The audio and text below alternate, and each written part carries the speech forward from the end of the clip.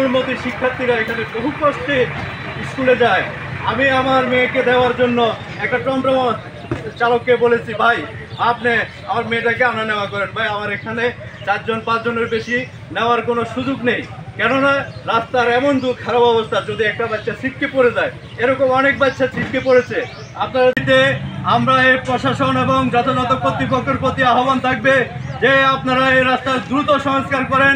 আমরা রাস্তার প্রভূত উন্নয়ন, অনেক বেশি উন্নয়ন চাই না, আমরা এই রাস্তার ন্যূনতম সংস্কার চাই, যে সংস্কারের কারণে আমাদের ছেলে মেয়েরা নিরাপত্তা। সংস্কারের দাবিতে আজকে আমরা রাস্তায় নেমেছি, প্রতীকী হিসাবে আজকে রাস্তায় নেমেছি। আশা করি এই আন্দোলনকে আপনারা আগামী দিনে এগিয়ে নিয়ে যাবেন, দলমত নির্বিশেষে সকলে আপনারা আপনাদের এই রাস্তার জন্য আন্দোলন করে যাবেন।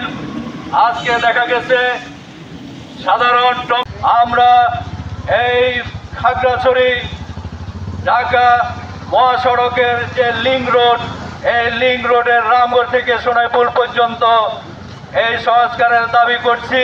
যথাযথ কর্তৃপক্ষের যদি এই বিষয়ে কোনোরকম কার্যকরী পদক্ষেপ না নেন, আগামীতে আমরা মানববন্ধনের থেকেও কঠিনতর কর্মসূচি দিতে বাধ্য হব। আমরা